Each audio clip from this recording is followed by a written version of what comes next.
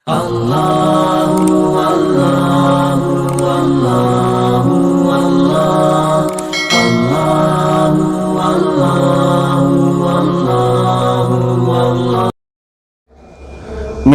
শরীফের হাদিসে আল্লাহ রসুল সাল্লাল্লাহু আলাইহি ওয়াসাল্লাম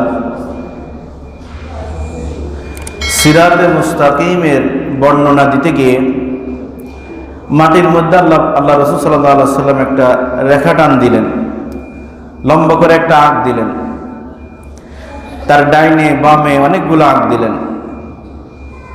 তো আল্লাহ রসুল সাহাবীদেরকে বললেন, এই যে লম্বা একটা রেখা, এটা হলো সিরাতে মুস্তাকিম। যে ব্যক্তি এই সিরাতে মুস্তাকিমের উপরে চলতে পারবে সে সোজা জান্নাতে চলে যাবে। আর এই যে সিরাতে মুস্তাকিম, এই যে লম্বা আঁকের সাথে ডাইনে বামে যে আঁকগুলা দিছি আমি, যে পথগুলা আছে, এগুলো হলো শয়তানের পথ। যে ব্যক্তি ডানে যাবে অথবা বামে যাবে সে শয়তানের যে কোনো একটা পথকে অনুসরণ করলো, আর শয়তানের পথকে অনুসরণ করলে ডাইনে বামে সেটা হলো জাহান্নামের পথ। এজন্য কোরআনের মধ্যে আল্লাহ পাক বলেন, ওয়াতাসিমু বিহাবলিল্লাহি জামিআ, যে তোমরা আল্লাহ তাআলার রশিকে মজবুত করে ধরো। কোরআনে আল্লাহ বলেন তোমরা আল্লাহর রশিকে মজবুত করে ধরো। এখানে মুফাসসিরিনে কেরামগণ আল্লাহর রশিদ দ্বারা তাফসীর করছেন কোরআনুল কারীম, অর্থাৎ তোমরা কোরআনুল কারীমকে মজবুত করে ধরো। তো মজবুত করে যদি কে কোরআনে কারীম ধরতে পারে তাহলে সে ঈসান ইলাল মতলুব পর্যন্ত পৌঁছতে পারবে, মানজিলে মকসুদ পর্যন্ত পৌঁছতে পারবে। আর যদি ছেড়ে দেয় তাহলে কিন্তু মানজিলে মকসুদ পর্যন্ত পৌঁছতে পারবে না। আল্লাহ রসুল সাল্লাল্লাহু আলাইহি ওয়াসাল্লাম যখন আরব জমানার মধ্যে আল্লাহ পাকের পক্ষ থেকে নবুয়তি পেলেন, তখন ওই জমানার মধ্যে সবচেয়ে নিকৃষ্ট, সবচেয়ে বর্বরতার যুগ ছিল ওই যুগটা। অজ্ঞতার মধ্যে এত অজ্ঞতা আর কোনো যুগের মধ্যে ছিল না, যার কারণে নাম হয়ে গেছে আইয়ামে জাহিলিয়াত, অজ্ঞতার যুগ। এত অজ্ঞতা ছিল তাদের মধ্যে যে তারা কন্যা সন্তানকে এত অপছন্দ করত, এত ঘৃণা করত, যে কন্যা সন্তান হলেই সেটাকে জীবিত কবরস্থ করে ফেলত। অথচ আল্লাহ রাসূল সাল্লাল্লাহু আলাইহি ওয়াসাল্লাম বলেন, যে ব্যক্তি একটা কন্যা সন্তানকে আদব আখলাক শিক্ষা দিবে, আদর্শ শিক্ষা দিবে, আদব আখলাক দ্বারা উদ্দেশ্য হলো কোরআন হাদিসের জ্ঞান, আদর্শ, আল্লাহ রাসূলের সুন্নাহ, আদর্শ শিক্ষা দিয়ে তাকে ভালো একটা দিনদার একটা ছেলের কাছে বিবাহ দিয়ে দিবে, আল্লাহ রাসূল বলেন ওই ব্যক্তি অর্ধেক জান্নাতের মালিক হয়ে যাবে।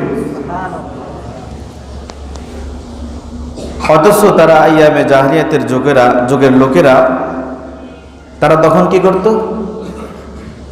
জীবন্ত মেয়েগুলাকে পুঁতে ফেলত। এত অজ্ঞতার চূড়ান্ত পর্যায়ে পৌঁছে গিয়েছিল তারা তওবা বাইতুল্লাহকে তওয়াব করত উলঙ্গ অবস্থায়, এর ভিতরে মূর্তি ঢুকায়া মূর্তিরও পূজা করত, মূর্তিরও তওয়াব করত। ছোট্ট থেকে ছোট্ট বিষয় নিয়ে মুরগি ঝগড়া লাগছে, এই ঝগড়াকে কেন্দ্র করে এক গোত্রের সাথে আরেক গোত্রের যোগকে যোগ ঝগড়া লেগেই থাকত। গ্রামগঞ্জের মধ্যে যেরকম আগের জমানার মধ্যে দেখা যাইত যে ছোট্ট একটা বিষয়কে ইস্যু করে কেন্দ্র করে তাদের মধ্যে আজীবন ঝগড়া লেগেই থাকত। একজন আরেকজনের ঘরে যাইতো না, একজন আরেকজনের সাথে সাক্ষাৎ করতো না। তাদের সমাজ ভিন্ন ছিল, তাদের সমাজ ভিন্ন। শেষ পর্যন্ত তারা এমন ঝগড়া তাদের মধ্যে লেগে যাইত, এমন প্রতিহিংসা তাদের মধ্যে কাজ করত যে তারা সমাজকে ভাগ করে ফেলত। এর চাইতে বর্বরতা, এর চাইতে মুরুক্ষর যুগ ছিল আইয়ামে জাহিলিয়াত। কিন্তু সেই জমানার মধ্যে, সেই যুগের মধ্যে আল্লাহ রাসূল সাল্লাল্লাহু আলাইহি ওয়াসাল্লাম যখন কালিমার দাওয়াত দিলেন, তাওহীদের দাওয়াত দিলেন, তো ওই মানুষগুলা সবচেয়ে নিকৃষ্ট মানুষগুলা সোনায় পরিণত হয়ে গেল, পৃথিবীর ভিতরে উৎকৃষ্ট মানুষ হয়ে গেল। এবং পৃথিবীর মধ্যে সবচেয়ে স্বর্ণালী যুগ, উৎকৃষ্ট যুগ, তাদের যুগটাই আল্লাহ রাসূল সাল্লাল্লাহু আলাইহি সাল্লাম ঘোষণা করলেন। সমস্ত খতিব সাহেবগণ জুমার দিনে খুতবার মধ্যে যে কথাটা বলেন, আল্লাহ রাসূল সাল্লাল্লাহু আলাইহি সাল্লামের হাদিস, খায়রুল কুরুনি করনি, আল্লাহ রাসূল বলেন সবচেয়ে উত্তম যুগ, সবচেয়ে দামি যুগ, স্বর্ণের যুগ হলো আমার যুগ, অর্থাৎ সাহাবীদের জিন্দেগি, সাহাবীদের যুগ। সুম্মাল্লাযীনা ইয়ালুনাহুম সুম্মাল্লাযীনা ইয়ালুনাহুম, সাহাবীদের পরবর্তী যুগ হলো তাবিঈনের যুগ, তাবিঈনের পরবর্তী যুগ হলো তাবিঈনের যুগ।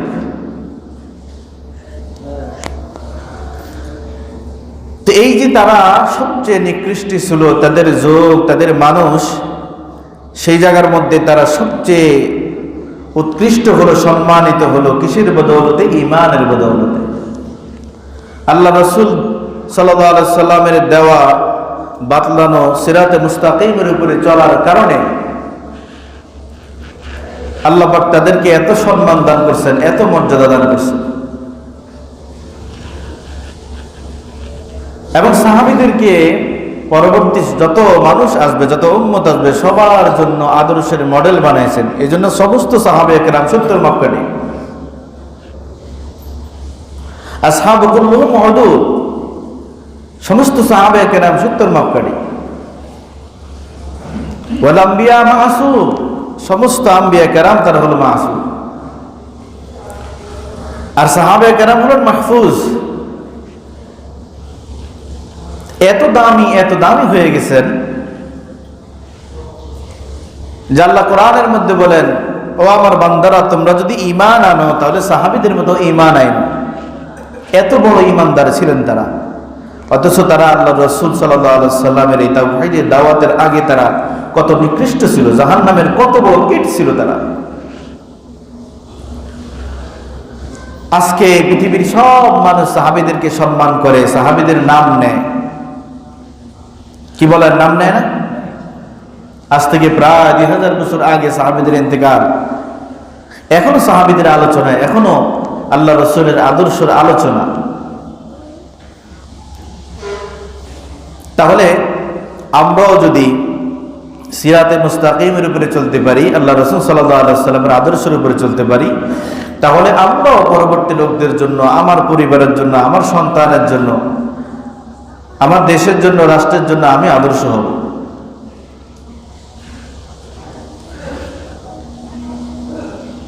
আল্লাহ রাসূল সাল্লাল্লাহু আলাইহি ওয়াসাল্লাম যখন কাফেরদের মাঝে কোরআন তেলাওয়াত করতেন, কোরআনের কথা বলতেন, তো সাহাবায়ে কেরাম এবং যারা কাফের ছিল তারা আশ্চর্যান্বিত হয়ে যেত। তাদের মনের মধ্যে প্রশ্ন আসতো যে আল্লাহ রাসূল সাল্লাল্লাহু আলাইহি ওয়াসাল্লাম এত বড় সাহিত্যিক না, কিন্তু তার যে কোরআন তেলাওয়াত, তার যে আরবি দাওয়াত, কোরআনের দাওয়াত, এটার মধ্যে এত মাধুর্য, এত অলংকার, এত সাহিত্যপূর্ণ ভাষা, যেটা আমরা নিজেরাও তৈরি করতে পারি না। অথচ আমরা আরবের মধ্যে আফসাহুল আরবা, সবচেয়ে বেশি সাহিত্যপূর্ণ আমরা, সবচেয়ে বেশি আমরা পণ্ডিত, আরবি ভাষার ক্ষেত্রে আমাদের দক্ষতা, আমাদের পণ্ডিত্য সবচেয়ে বেশি। তারপরও আল্লাহ রসুলের মতো কোরআন তেলাওয়াত, আল্লাহ রসুলের মতো আরবি তো আমরা জানি না। তো তাদের মনের মধ্যে প্রশ্ন, হয়তো বা এটা কোনো প্রতিমা, কোনো মূর্তি অথবা কোনো জ্ঞানী লোক মুহাম্মদকে শিখায় দেয়, মুহাম্মদকে শিখায় দেয়। এটা তাদের মনের মধ্যে প্রশ্নগুলা বারবার জাগত। তারা সবাই এটাই মনে করত আল্লাহ রসুলের নিজের থেকে না, এটা হয়তো বা কেউ শিখায় দেয়। তো তারা তো আল্লাহ রব কি জিনিস এটা চিনত না, রবকে স্বীকার করে নাই, আল্লাহকে স্বীকার করে নাই। এই জন্য তারা মূর্তির দিকেই মনে করতো যে মূর্তি শিখায়। কারণ যার চোখের সামনে যে জিনিস থাকে, যে জিনিস দেখে সবসময়, সে ওটা নিয়ে কল্পনা করে। ওটা নিয়ে তার কল্পনা জল্পনা আসে। এই জন্য রুইয়া হলো 3 প্রকার, স্বপ্ন 3 প্রকার। 1 নম্বর স্বপ্ন হলো গিয়ে মানুষ সারাদিন যেটা নিয়ে কল্পনা করে, যেটা নিয়ে জল্পনা করে, সেটাই স্বপ্নে দেখে। এটা এক ধরনের স্বপ্ন। অনেকের দেখা যায় না, এরকম দেখা যায় না, বিবাহের দিন তারিখ ঠিক হয়ে গেছে আজ থেকে আরো 10 দিন পরে, কিন্তু সে আজকেই দেখা যাইতেছে বিবাহের স্বপ্ন দেখতেছে, অথবা বিবাহের 1 দিন 2 দিন আগে স্বপ্ন দেখতেছে। কেন? তার মধ্যে এই জল্পনা কল্পনা যেহেতু সে করতেছে, এই জন্য সেটা দেখতেছে। আরেকটা রুইয়া হলো, আরেকটা স্বপ্ন হলো যেটা শয়তান দেখা, মানুষকে ধোঁকা দেওয়ার জন্য, মানুষকে পথভ্রষ্ট করার জন্য, যেটা শয়তান দেখা। আরেকটা রুইয়া হলো রুইয়াতুস সালিহা, সত্য স্বপ্ন, যেটা আল্লাহ পাকের পক্ষ থেকে বান্দাকে দেখানো হয়। সেটা হলো সবে সাদেকের সময় যে স্বপ্নটা হয়, এটা হলো আল্লাহ পাকের পক্ষ থেকে। এটা হলো রুইয়া সালিহা, সত্য স্বপ্ন। তো তারা তো আল্লাহ এবং আল্লাহ রাসূলের উপরে বিশ্বাস করে নাই, এই জন্য তারা প্রতিমা মূর্তির উপরে যেহেতু বিশ্বাস করত, এগুলা নিয়েই তাদের মনের মধ্যে কল্পনা ছিল। হয়তো বা কোনো প্রতিমা, কোনো মূর্তি তাকে শিখায় দেয়, আর সেগুলা সে বলে। কেন? কোরআনের মধ্যে এত অলংকার, যেটা আরবদের বড় বড় পণ্ডিত যারা ছিল, উতবা, শাইবা, তারা অনেক বড় পণ্ডিত ছিল। আবু জাহেলের নাম ছিল আবুল হেকাম, হেকমতের বাবা।